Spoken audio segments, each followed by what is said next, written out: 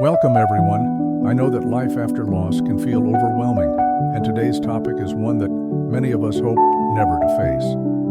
But if you ever find yourself in the difficult position where your spouse has passed on, it's crucial to know that you're not alone, and that there are clear, compassionate steps that can help you navigate this challenging time. In this video, I'll share with you the 6 most important things every senior must do to survive, not just to get by, but to find your way back to a life that feels meaningful again. When your spouse dies, it's like the world tilts on its axis.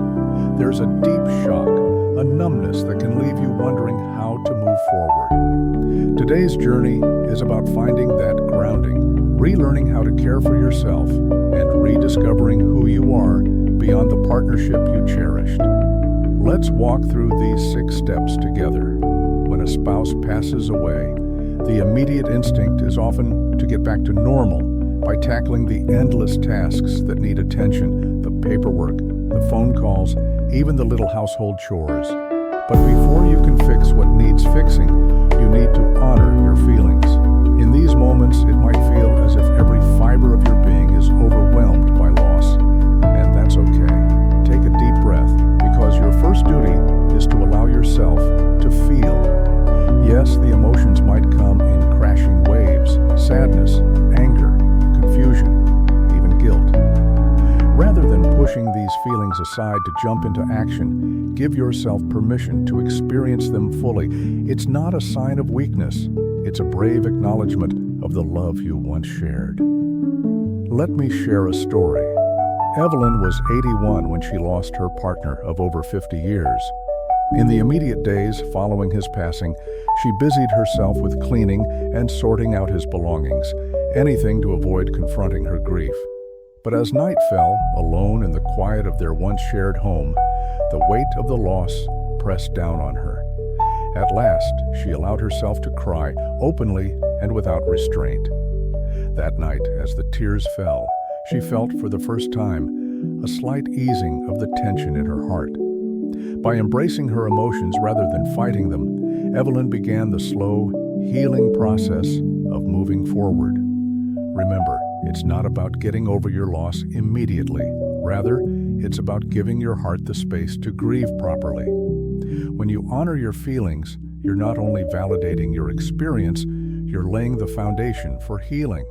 So if you're feeling that pain, those numb moments are just a sign that you're alive and that the love was real. In the wake of loss, isolation can sneak up on you when you least expect it.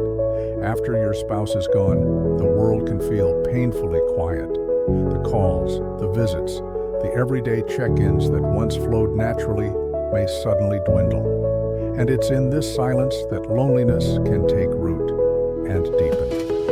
It's crucial to remember that you don't have to carry the burden of grief by yourself. Reaching out to friends, family members, or even joining a support group can make a world of difference. Even a small conversation, a single phone call, can create a lifeline of connection. Let me share Jim's story. Jim, a 77-year-old retiree, lost his wife after a long battle with illness. At first, he preferred solitude. The idea of talking about his feelings with even close friends felt daunting. But as the days turned into weeks, he began to notice that his silence was slowly isolating him from the support he so desperately needed. It was a neighbor's unexpected knock at his door, just a brief visit, that reminded him that connection was still there. Jim started with one small call a day, gradually rebuilding his emotional network. These connections didn't erase his pain, but they lightened the load and reminded him he wasn't alone. If you're feeling the weight of isolation, take that first modest step today. Whether it's calling a friend, dropping by a neighbor's house, or even joining a local support group for seniors who have experienced loss, reach out and let others help carry you through these tough days. It may seem daunting, but remember, connection is a key ingredient in rebuilding your strength. By taking the step to reach out, you're not showing weakness. You're inviting love, support, and light back into your life. When we lose someone dear, the world around us feels chaotic and out of control. Among the many things that need attention, One practical yet vital task is the organization of all critical documents. This isn't about cold bureaucracy. It's about protecting both your and your loved one's legacy. Take a moment to locate everything from insurance policies, wills, bank statements, property deeds, and any other essential documents. Doing this while you're still overwhelmed may seem like an impossible task, so consider asking for help from a trusted friend, family member, or even a professional advisor. Consider Harold, who lost his wife unexpectedly. For years, she had always managed their finances and legal documents, so when Harold found himself suddenly responsible, he felt lost. It wasn't until a caring neighbor helped him to create a simple checklist and locate the crucial documents that he slowly regained control over the situation. That initial organization, though painful, provided him with a sense of empowerment and clarity, ensuring that important details wouldn't fall through the cracks. Organizing these documents may not heal your heart, but it will ease some of the practical burdens that come with loss. It's an act of protection for yourself, for your family, and for the legacy of your dearly departed. So gather those papers, create a folder or a box, make copies, and, if necessary, enlist someone you trust to sit by your side as you work through this process. Taking control of these details can be a turning point in regaining a sense of order in an otherwise unpredictable time. Grief isn't solely an emotional journey, it profoundly affects our bodies. When you're grieving, self-care may seem like an afterthought or even an insurmountable challenge. But the truth is, caring for your physical health is one of the most critical things you can do for yourself. Grief can rob you of your appetite, disrupt your sleep, and even alter your usual routines. It may feel almost impossible to muster the energy for a walk, a nourishing meal, or even a regular sleep schedule. But each of these acts, no matter how small, are powerful gestures of self-love and survival. Margaret, a spirited 84-year-old, found that the loss of her longtime partner affected not just her heart, but her entire body. She began forgetting to take her medication and skipping meals regularly. It wasn't until she fainted during a simple errand that she realized something had to change. With the support of her daughter, Margaret introduced even minor health routines into her day, like having a nutritious breakfast, taking her medication on time, and going for a light daily walk. This small but consistent effort helped restore her energy and clarity. Think of it this way: your body, even in its battered state, is your most loyal companion. It's been with you through every joy and every challenge. Now is the time to return that care. You don't have to overhaul your diet or run a marathon. Start with the basics. Eat nourishing food, hydrate, move gently, and rest. Even if you don't feel motivated, following a simple routine can work wonders. And if you have any health concerns, please don't hesitate to contact your doctor. By taking care of your physical health, you're ensuring that you have the strength to face each new day. Remember, protecting your body isn't about moving on. It's about honoring the love you had by taking care of yourself, so you can continue living step by step. Loss can blur your thinking and overwhelm your emotions, sometimes prompting decisions that you might later regret. In your grief, you might feel compelled to make sudden, big changes in an effort to escape the pain or reclaim some semblance of control. Take a moment to breathe before acting on impulses, whether that means selling your home, shifting your finances abruptly, or even discarding the small reminders of a shared life. The instinct to clear away physical reminders is natural, but these decisions can have long-lasting emotional and practical consequences. Let's revisit George's story.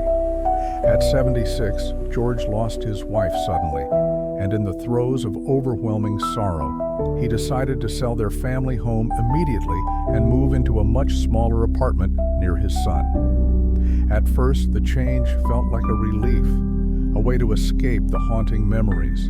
But soon, the emptiness of the new setting and the loss of cherished memories began to weigh on him.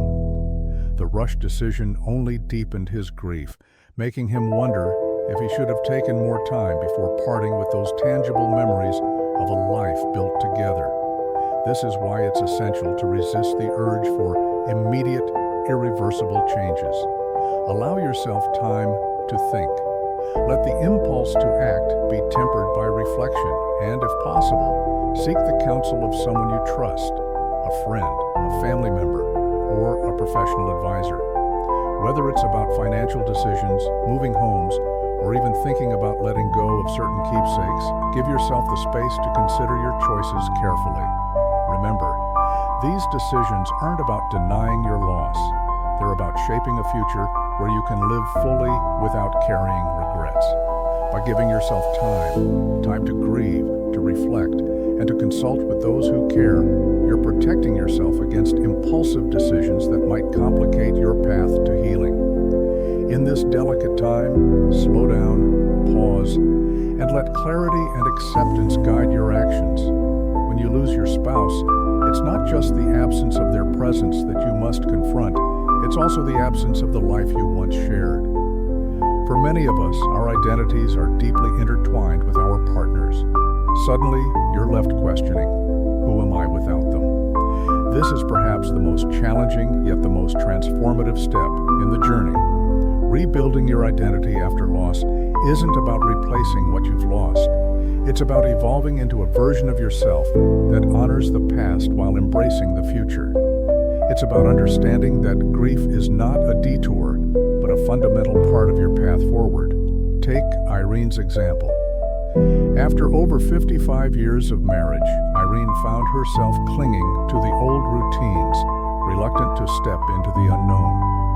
In time, she discovered that she had passions and interests that had been set aside during her years as a partner.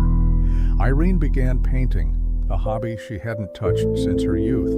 In that creative process, she rediscovered a piece of herself that was full of color, dreams, and potential. Rebuilding her identity didn't mean forgetting her beloved husband. Rather, it honored the life they shared by allowing her to continue growing as an individual. Rebuilding your identity might mean exploring new hobbies, forging new friendships, volunteering in your community, or even rediscovering old interests that made you smile long before you met your spouse. It's about asking yourself, what brings me joy now?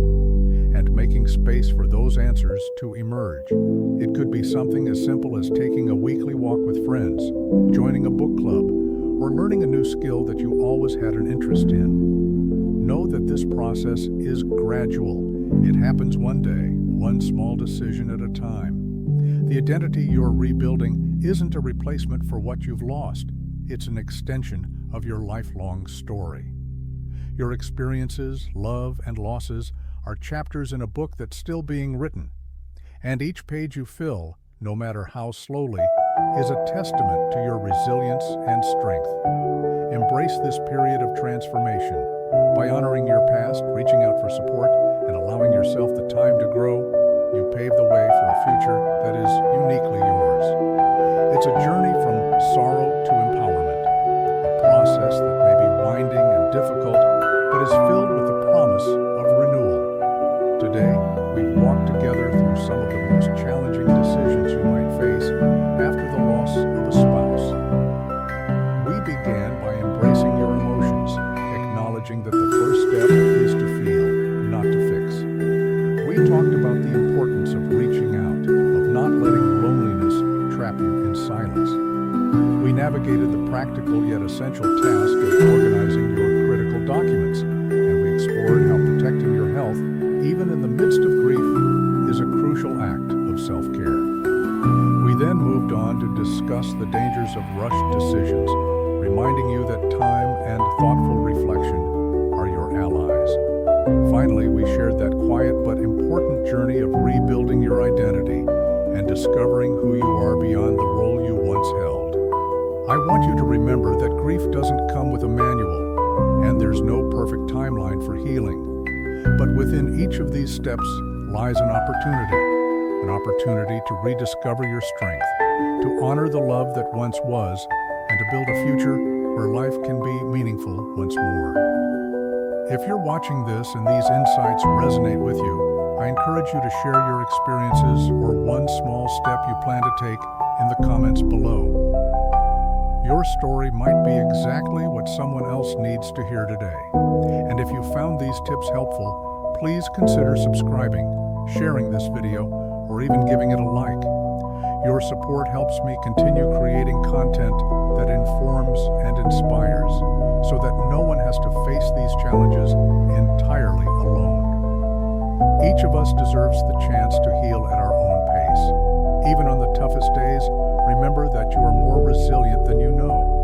This journey might be long and winding, but every step, every tear, and every small victory contributes to the incredible story of your life.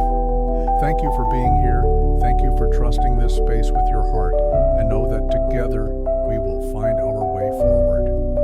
Until next time, be kind to yourself, reach out when you need a hand, and remember that healing always starts with a single step. If you're ready for more guidance on living your best life at 60 and beyond, check out the links on your screen for additional videos on health.